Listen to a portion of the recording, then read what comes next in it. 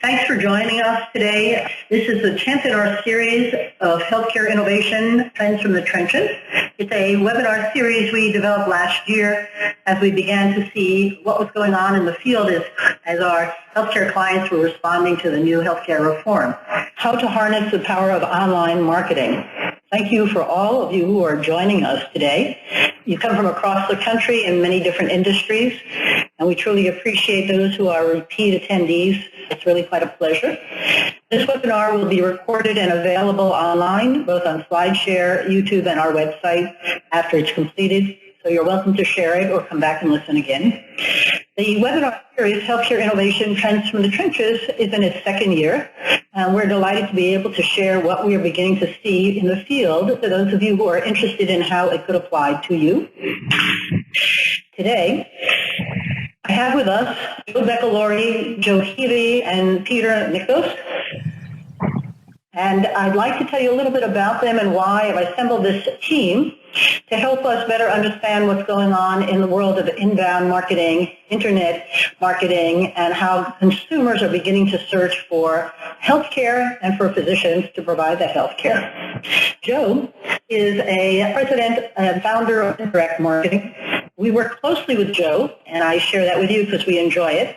He is a veteran programmer with the insight and expertise of a marketer, so he thinks about this from both how do we do it and what is it we're trying to do, and often we have great discussions about why it actually works, which is most exciting. And so I'm delighted that he's going to give you the experience and expertise today that I think you'll find very valuable. Joe Heavey is CEO of Children's Medical Group, and it's a pleasure to have Joe with us. This is a pediatric practice with 9 offices in Dutchess, Orange, and Ulster County throughout the Hudson Valley, and we know this area quite well. But what Joe will share with you is how he converted a number of offices into a brand and how he's beginning to use social media to really deliver the promise to the parents, the patients, and the communities that these pediatric offices serve. Peter Michos is a marvelous marketer. He's CEO of Resolutionary Marketing. He's been working in the field for 25 years.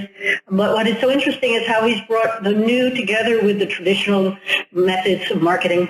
What we're seeing in the field, of course, it's no longer what you say about yourself that matters. It's what the people who use you say about you and those that you want to have come and choose you. And so as a solution provider, he offers a great deal of experience and expertise as well. My name is Andrea Simon. I'm Andy. I'm a corporate anthropologist and president of Simon Associates Management Consultants. So for today, what we're going to be talking about is these things. And because what we're finding among our own clients and have is that while branding, the answer to the question, why you, is critically important, even more so now, how do you translate that promise and positioning story into digital? Next, how do you find us? Once you have a brand, it isn't just having one, it's how do you make sure search gets you found, and how do you measure the success? The third becomes extremely important because branding is about storytelling. And who's telling your story and how are they telling it, and how are you providing great value in innovative ways to your parents, patients, community, and if you're not in the healthcare world, to those who could use you and need you. The case study we're going to build this around is the Children's Medical Group. And while we're going to go into detail about that, I think that the way in which it's become so successful, thinking about doctors marketing themselves, it's very difficult to imagine that, but it's working so well that it serves as a good prototype for whatever business you're in.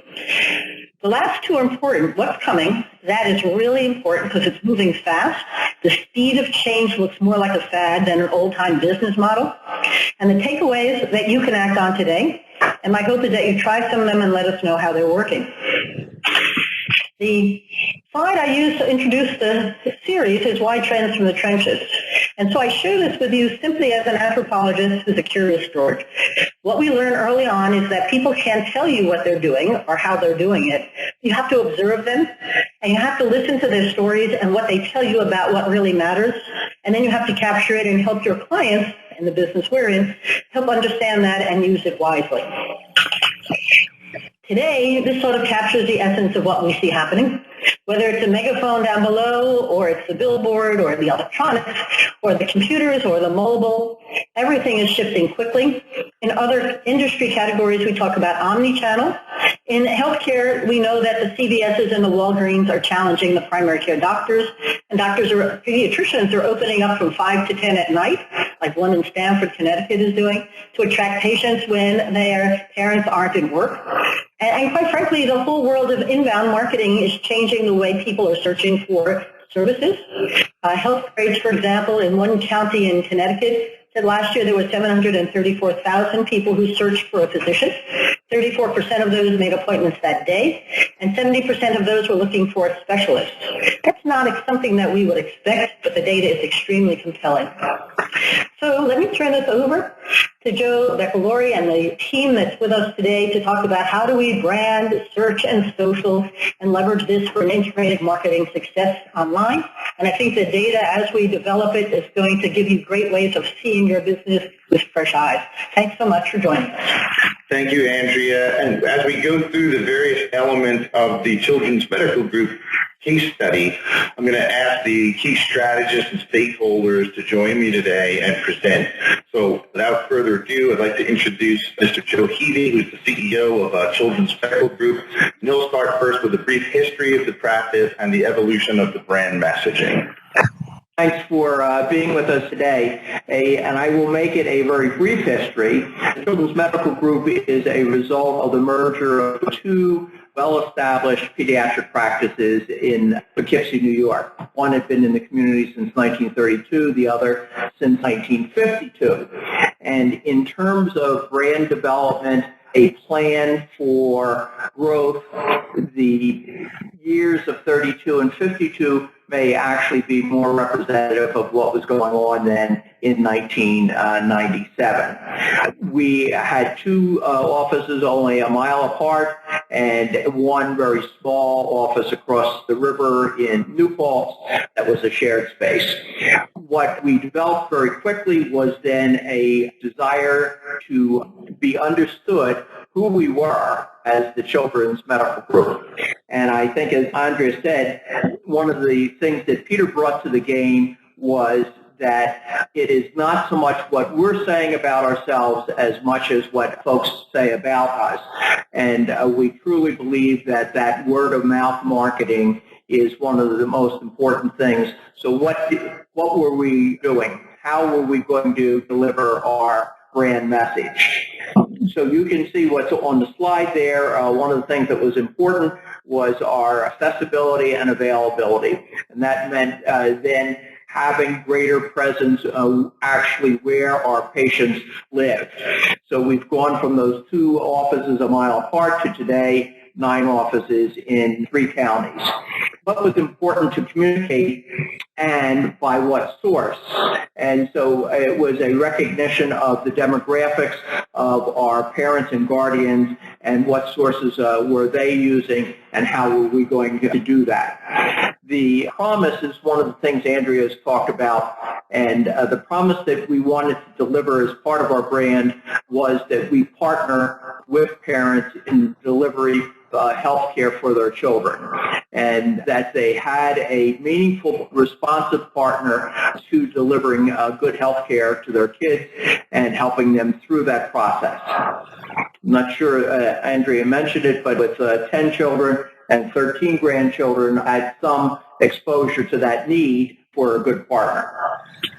We wanted to adopt processes that worked, and so we certainly looked at our availability, and that then was the extended hours. One of the things that we hear most from our patients in terms of are we available or not. And finally, one of the things that I think is difficult is having a foot in 2 camps. We are in the business delivering health care, in this case primary health care, but there's also the business of it. And how do we do that? So there's a real dichotomy that we had to deal with.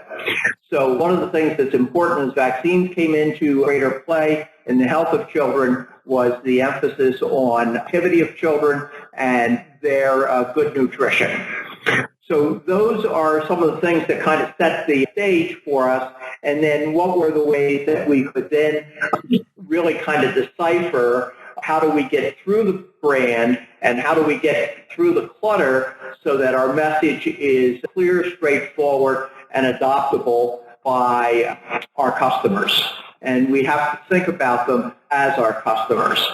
So one of the things then is we take that history, that strategy, and then begin to deconstruct the brand elements that would be delivered through the current communication means, which certainly had to go beyond the yellow pages and the local newspaper print media.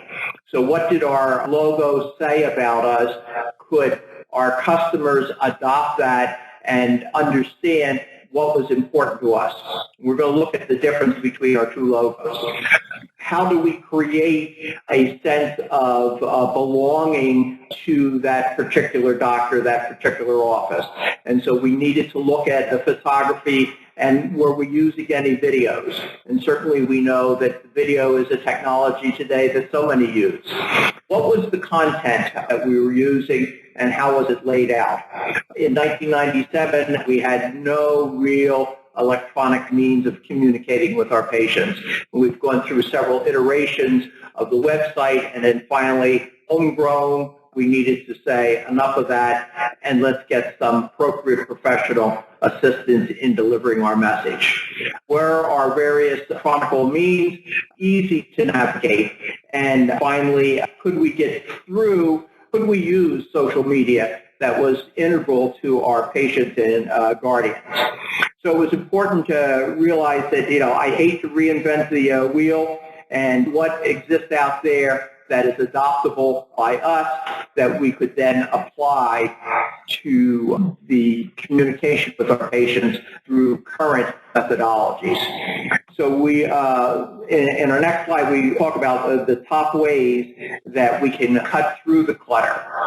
So you can see what's on the slide there. We recognize that we were evolving from the desktop to laptop to mobile. If you were accessing us through mobile means, did it present itself well? What did we need to do to tweak that? The content and social media, what sources could we use so that there was not reinventing of the wheel? What good clinical information was out there that was attractive to our patients? One of the things that was really important is that we wanted our patients and our families to think about, that's my doctor, that's my hometown office. That even though we were a large business spread out across a fair piece of geography, how were people going to view this as my local hometown office? So it was important for us to humanize the doctor and what their activities were. We could do that by identifying what activities were they involved with outside the office, and one could say, I row as well. And they then have greater attraction to our physicians and say, this is my doctor, and they're very humanized. So those were some of the ways that we kind of developed the strategy, cut through the clutter, and got to where we are today. Peter is going to address some of how we did that then. Hello, everyone. Welcome. When you're implementing a marketing communication strategy, you have to get down into the trenches, right? You have to say, well, what are we going to do to communicate our message? A logo is really step one of any branding initiative, but it's a very important one. The Children's Medical Group existing logo had some equity. We wanted to keep some of the elements in it that people recognized. The active children. They had used the bridge, which crosses the Hudson Valley, to show that they span the river, and we're in 3 counties. So we kept that. The new logo shows the arc as sort of metaphor. The kite was very memorable for parents and patients. But basically we wanted to do a logo that communicated better, was a better design, some updating of it, better execution, brighter and more cheerful. So we used color to enhance and add energy. We use this on the website and all social channels for consistent branding and to reinforce the tagline. The tagline, "We take care of kids," is used everywhere. It's always locked up with the logo. All our print materials were reworked consistently, again, look and feel and message. Social media icons drive readers to the website for more info to make appointments. So Everything we do has the elements that work together. The action of the children at play was very important. Among other issues in this nation, childhood obesity is a huge problem. Most of our doctors and nurses are very active, so we show photos of their outside interests whenever possible. For example, one of our doctors is on the river every morning at 5 a.m. rowing, so we have photos of that. We encourage children and families to get outside and do the activities they enjoy. The tagline, as I said, we take care of kids, is on all our materials. For the web, we added the word your for emphasis, so it's we take care of your kids. The logo elements that are in the elements, I should say, that are in the logo, the silhouettes of children, we use those as page backgrounds. We use them in our social media graphics and blog. It's self-explanatory, but you'll see on the website and all the social sites the color silhouettes pull back to our brand identity. We decided to replace stock photography with real photos. What better way to engage and show who we are than to show who we are, right? So the idea was to humanize our healthcare providers, not white coats, but interacting with children, parents, smiling, laughing, occasionally a more serious photo when a child is either looking at an iPad with his doctor or sometimes even a child who is there for a sick visit as opposed to a well visit. The photos are larger, high resolution. We believe that professional photography is a critical component because you need that professionalism, you need that high resolution. When we blow up the photos, you have to see that it's done in a way that engages. Every photo on the site can be clicked on to enlarge it so they can really get in there and see it. These things are often overlooked when people are marketing themselves. They use their own photography, they take snapshots, and it's really not the same as hiring a professional. The basic tenet of good design have all the elements be compatible, so the logo colors give us a nice, cheerful palette to work with. As we said, our intent was to humanize the doctors and make it essentially a less scary visit for children. So we feature them together in a friendly manner, and that's worked very well. We do recommend that if you're going to photograph children, parents, and even your staff, that you get signed and dated model release forms from everyone, parents mostly, since children are usually minors, and also your staff, because if employees leave, we do try to change out photos, but sometimes it takes a little while, so you're covered if you have a release. So we embedded the brand elements, as I said. You can see the children at play graphic here. The photo treatment, instead of putting everything in boxes, we sort of have a tilted frame look. It gives it a unique and more friendly character. There's some things about the old site and the new site I'd like to go over with you. These are the two home pages, left it before and right it after. There were some elements in the previous site that we liked. The buttons were very colorful and easy to see, but some of the information was hard to get to. The office locations was merely a list.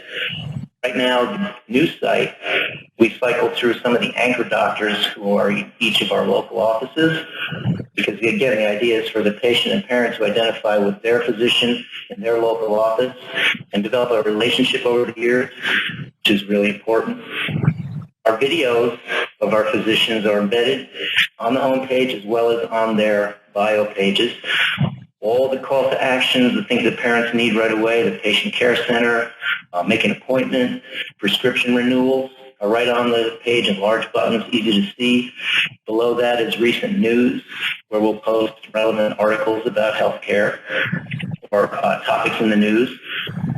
So we maintain the continuity. The orange theme is still there, but it's a little bit less confusing. Information on the site is much easier to get. And as we move forward, we'll see some more of how content plays a role. So the next slide, we're talking about content, right? Richer page layouts. We get a lot of info on our pages, but it doesn't look cluttered. The navigation is much easier. The human element is important. Rather than feature doctors' credentials, we put them in the left-hand column. For the body of the page, we talk about the provider's interests or their specialties in pediatrics, or a little bit about their personal life, if relevant. The embedded video enables people to hear the doctors up close in the office setting and interacting with their patients. Again, the anchor doctor in each office is prominent. We feature that because we want to develop a lifetime relationship with the patient and the provider. The video is also linked to our children's medical YouTube channel, where you can see all of them in one location.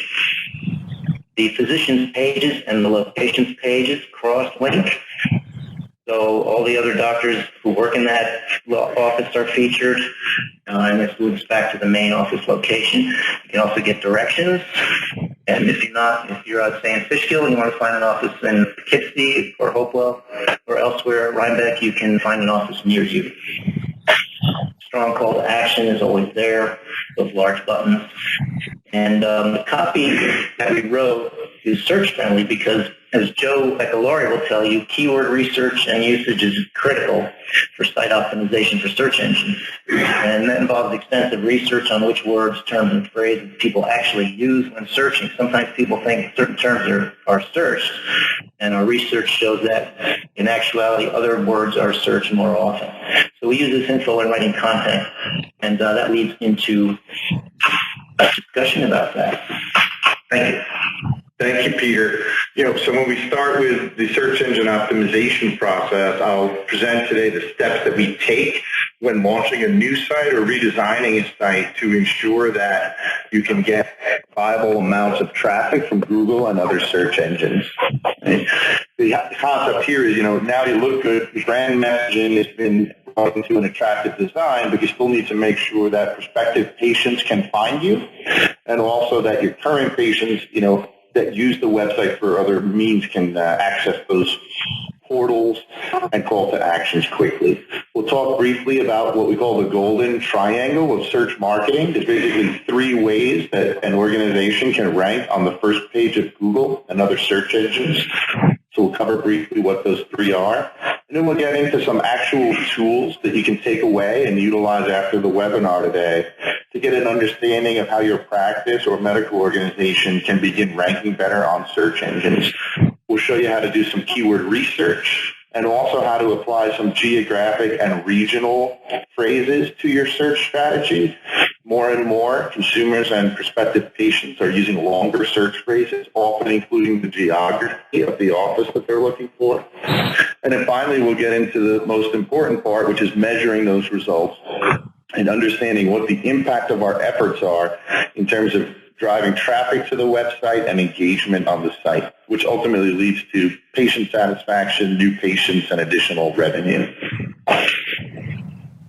So our process is somewhat simple. I'll guide you through it today. One is understanding what are the most desirable keywords that your website should rank for. And there's some research tools. One of them is Google Trends, which is a free tool, and I'll demonstrate the use of that today.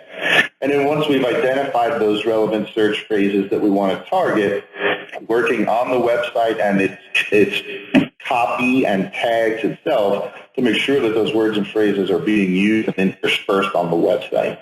This is what will trigger the search engine to find initial relevancy for your pages when somebody types for a specific phrase.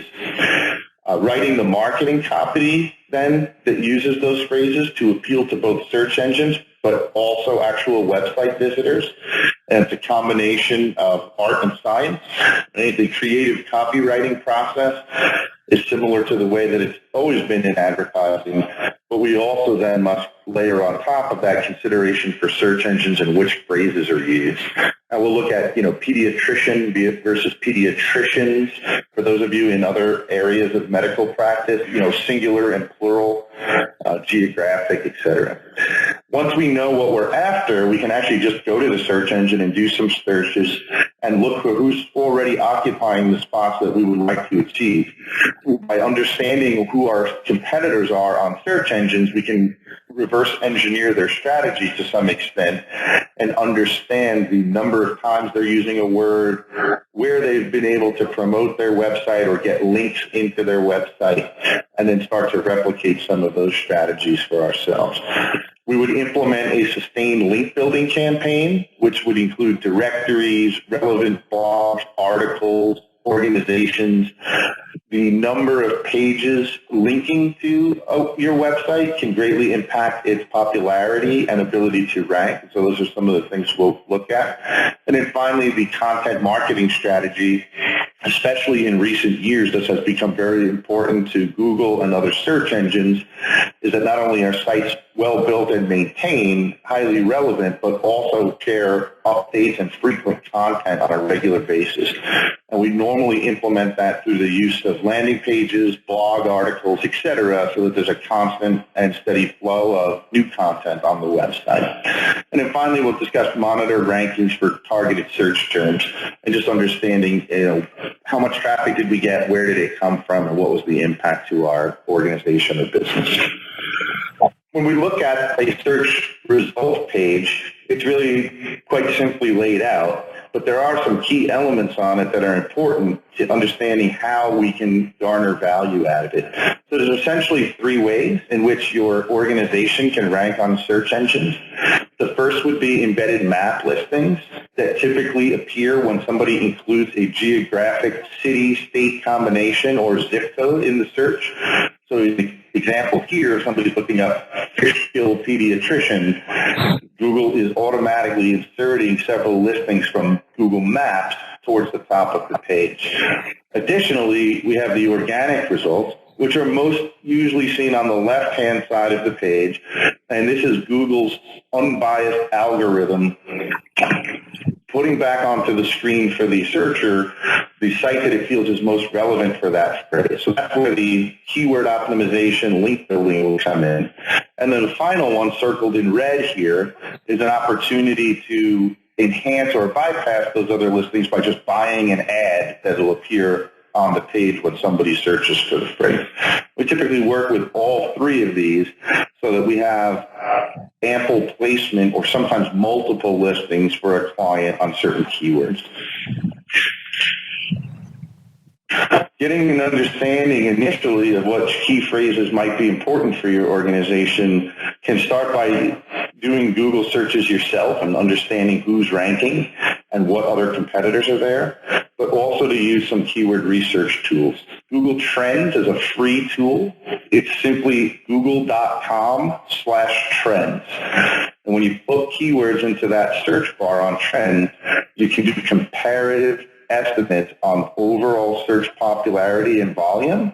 And then you can also superimpose on those charts news headlines that are key to that event and a forecast of traffic for that event.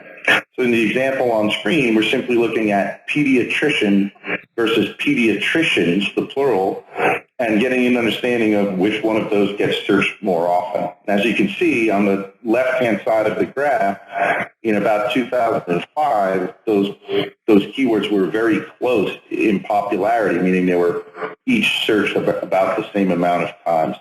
As we move towards the current time frame of 2014 on the right-hand side of the graph, you can see that pediatrician, the singular, is overwhelmingly more popular and more people search for it each month than the plural. And so this is an indicator, for how, which of these you should use most often on your website. When we drill further into the results on this free tool on Google Trends, we can actually zoom all the way into countries, states, and then geographic regions within the state. So what we've done here is zoomed into New York State. And now on the map on the left-hand side of my slide here, you can see major metropolitan areas, the darkest of which is the New York metropolitan area. And then above it, we have Albany, Syracuse, and some others. So we can look at the overall density, meaning how many people are searching for pediatrician-related terms in that area. And then within our zoomed-in area, you can see what the most popular or top phrases are, and we can also see what are some rising or recently increasing terms on Google. So by iterating with these tools, among others, we can really start to get an understanding of how those keywords should rank. And the same would be true of any other practice, like dental, chiropractic, et cetera. You can use this tool to garner the initial thought process and keyword selection. By utilizing these keyword methods and following that search engine optimization procedure, we actually achieve over 600,000 visitors to the Children's Medical Group site in a 5-year period. And the chart at the bottom shows us our growth month over month for the number of times people visited from a search engine, not including brand name searches. So if they search for the Children's Medical Group or Children's Med Group, those are filtered out of this view. And so what you're seeing here is really core growth of traffic to the site from pediatric and pediatrician phrases over a 5-year period. So month over month, there continues to be growth. The quality metrics, time on site, and page views are also stats that we look at. So people are spending more time on site and engaging with longer page views. And then we're also measuring the actions and conversions. So the number of prescription renewals, the number of times people requested an appointment online, the number of times they went into the patient care center, as well as breaking out that information on a location-by-location basis for all of the practice locations. Because you can get rather granular with the metrics and data read, and you can get real-time feedback using analytics and other tools like HubSpot and Trends to garner information about how well we're doing. And then, of course, we also solicit client feedback and get an understanding of new patient enrollments, practice revenues, and other things periodically with Mr. Heavey. And if we can get into social a little, I'm going to ask Mr. Heavey to give us a general overview of that, and then Peter and I will follow with some details. Thanks, Joe. The social media is probably our newest venture, but we've certainly been in there for several years since Joe and Peter and I have gotten together to improve the delivery of our messages. The objectives of the social campaign, and I think it's an important thing in that first line, a communication tool, not just a bandwagon. It's not because everybody else is using social media, but in fact, how do we use social media to connect with the parents of our patients, the guardians, and in fact some of those older patients that we have, if we call older in their teens, how do we communicate the most important things to them? So one of the things that we've done is we've made the decision that we want to be a source of valuable information.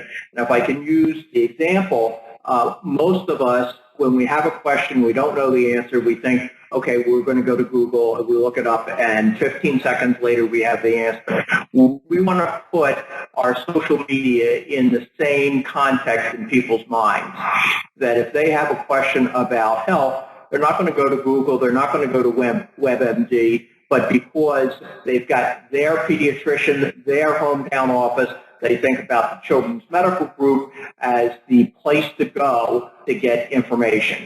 And so content is really important, and we've been very judicious about looking at the places where we can deliver the right kind of content.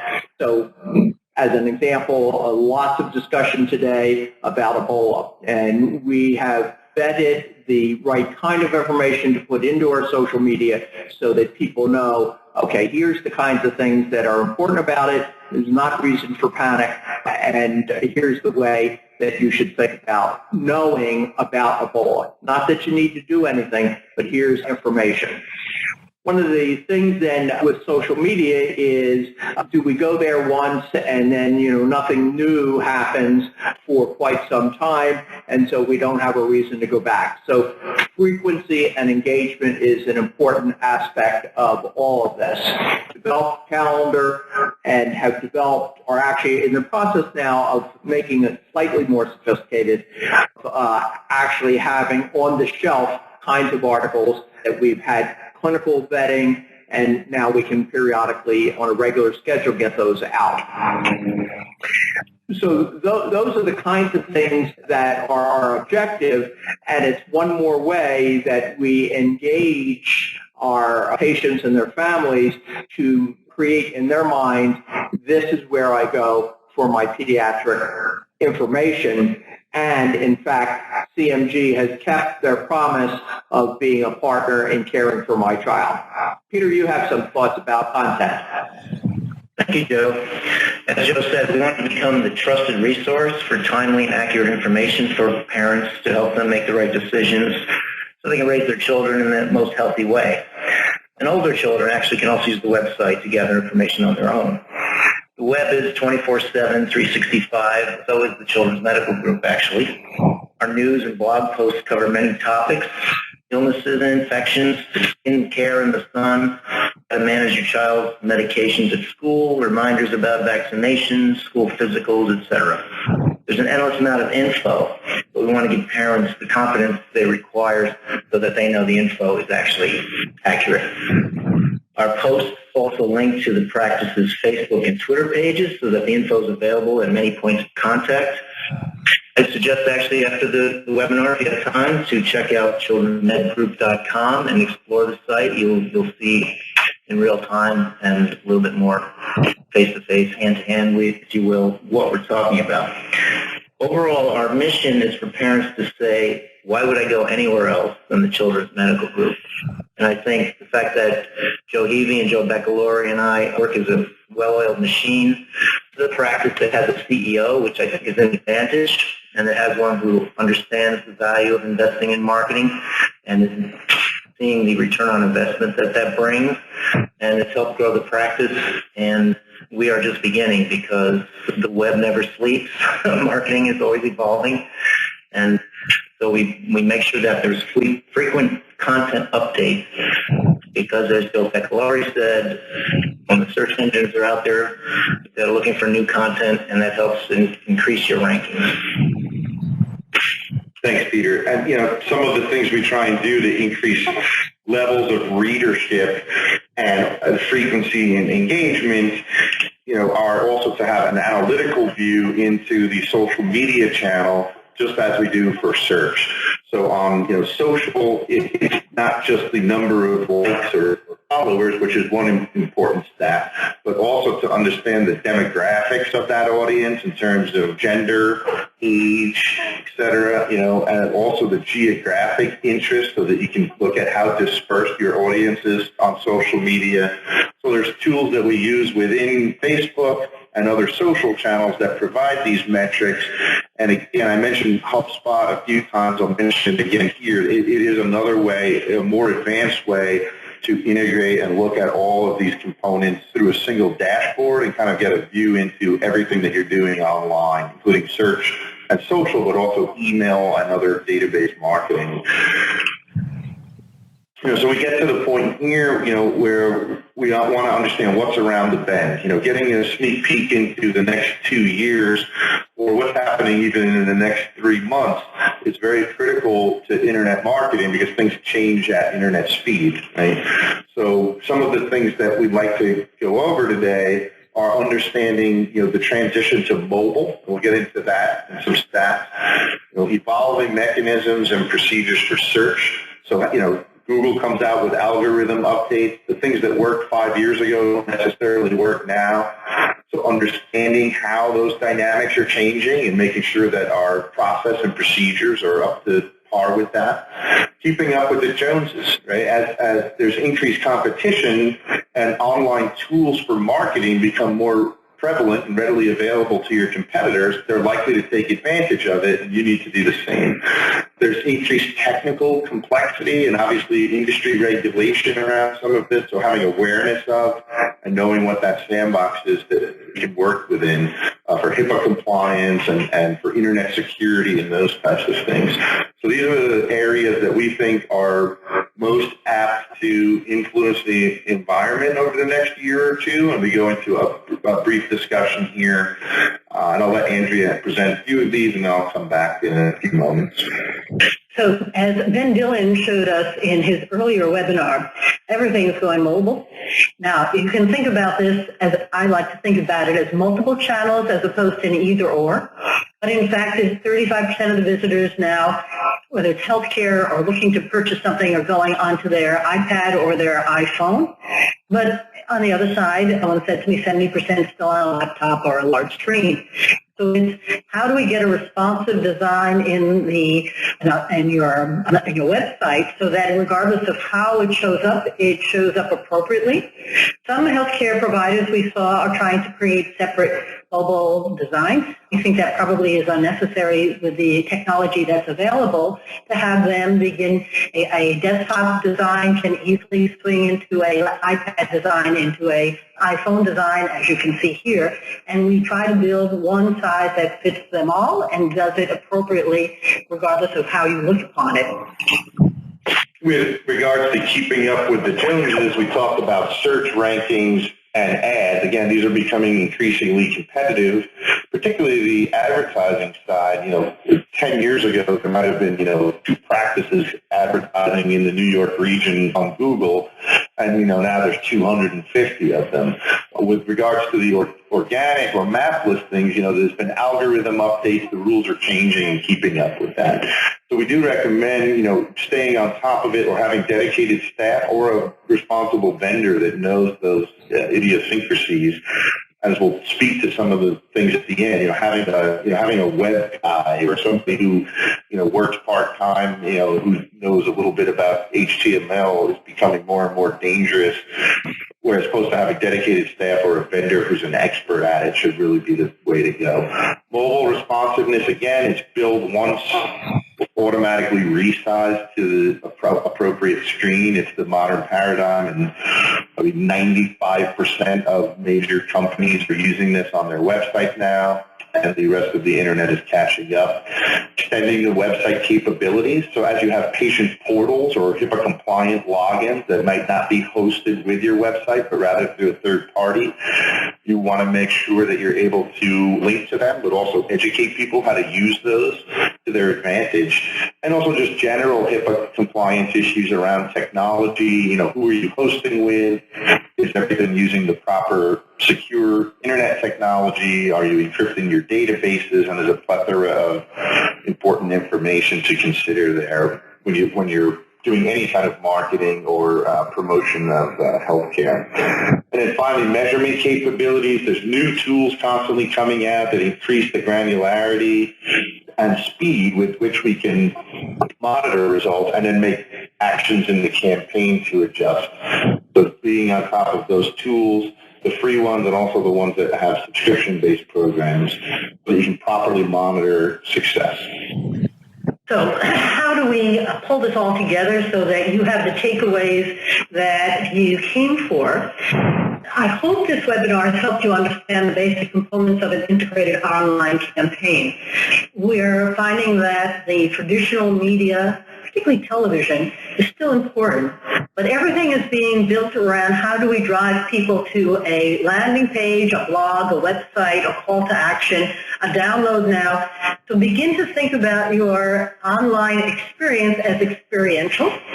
It probably is the first place that somebody's going to go before they choose to use you, regardless of where they are in the buying process. And so it becomes extremely important that you're not flat brochureware, and that you're not simply an address or a place to find a telephone number. Lots of ways to do that today. The question is, how do you portray your brand, as we have been talking about today? How do we take it from flat to active, and how do we turn it from that occasionally you'll come to us for something functional into an emotional engagement where you stay around and think of us as your resource for, whether it's your child, your family, your community, your practice, your hospital. The brand elements in an online world need to have a different energy to them, and I think that Peter said it very well when he showed you how he redesigned the logo. Logos are extremely important. It's memorable. But the question is, what should it say, and how do the colors work together, and what should come across, and how do we do it so it's simple and easy to remember? Search and social and why it matters. Oh, this is really one of the hardest challenges. People run away from it, but in fact, young people who've grown up digital, as that book, Growing Up Digital, tells us, some of them read 50 blogs a week, not a newspaper, but a blog, and their Google alerts send them all the things that they need to know, and the habits are very different. So how do we get them to talk to us and to share with others what they've learned from us and how to engage in a different fashion? We have one client, and their seminars are typically attended in person by older adults who have time. Younger people don't have time. So now we're beginning to turn those into YouTube webinars, seminars, and videos so that you can watch it on your time. So think about this as being convenient and easily accessible, regardless of how you can do it. And please remember that most parents, thinking about pediatricians, most parents work, and taking their child to see you isn't something they want to take time off from work to do. So how do we do it conveniently, and how do we learn on our time? Discover new tools to help measure success. I think Joe's approach here is extremely important. we like to build programs backwards from what we're trying to achieve. So then we have a measure to see whether we're actually doing it.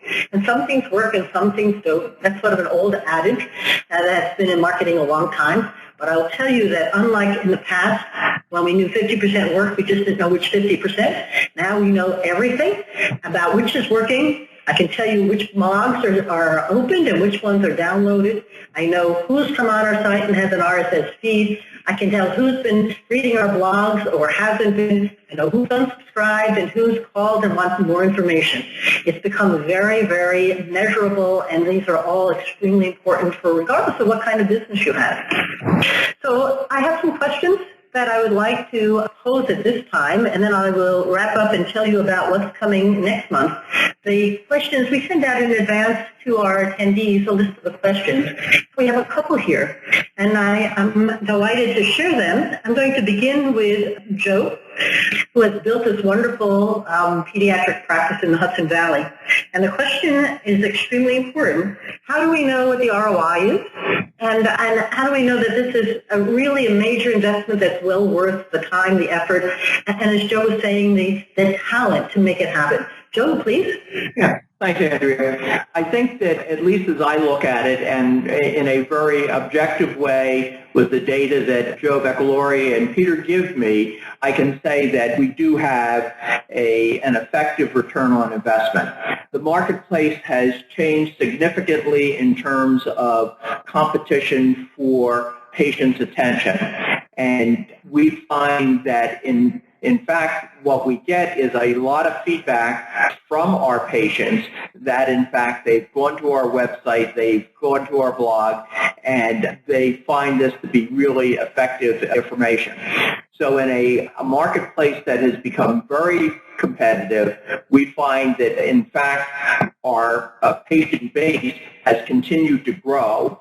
In pediatrics, certainly it is newborns that are a 15 to 18-year investment in the practice. Once they come into the practice, and what do we do to keep them? And we're finding that certainly that is the case. Many of them, and often, point to the fact of our availability, our accessibility, and for purposes of today, our sources of information, our website, our blogs, our social media. And so I can say today without question that practice has continued to grow, and it has been because of our presence through electronic means. Thank you so much. I have a second question I'm going to ask Joe Beccalori to answer. We have a number of chiropractors who are both clients and on our webinar today, so I thank you for the question. But it was a very straightforward one. I'm a chiropractor. How does this work for me? And is there something different, or do I just need a really good inbound marketing strategy done well? Joe, please. Yeah, a lot of this process and procedures and we showed in the case study today are really transportable to almost any medical practice, or in many cases any online business or any online marketing. I think what the key differences are is understanding, again, your specific audience and the phrases that you may want to target.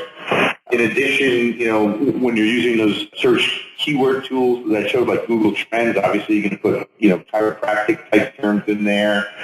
Your geography, again, are you one location, multiple locations within a region, part of a larger group, et cetera? Those are all the things that are going to come into play for the strategy. Primarily, though, it's the same approach that we described today. A third question came from a hospital system who said, how do we know if our website is ready for a redesign? And how do we then convert that into a good investment among our leadership? Thanks, Andrea. It's a good question. You have feedback about your website. Do people say, well, I couldn't find the doctor I was looking for, or your navigation is not intuitive. I find it very difficult to get around. The pages load extremely slowly. Things like that. It's often hard for you to be objective, which is why we come in as a third party to help with that. Also, making it part of an integrated marketing communications program or campaign is really critical. I mean, why reinvent the wheel every time you produce something? You know, we see so many clients that have a brochure that does not look like their website, that does not look like their ad, that does not look like their billboard, et cetera, et cetera. You save money, resources, and time if you are consistent in look and feel and messaging.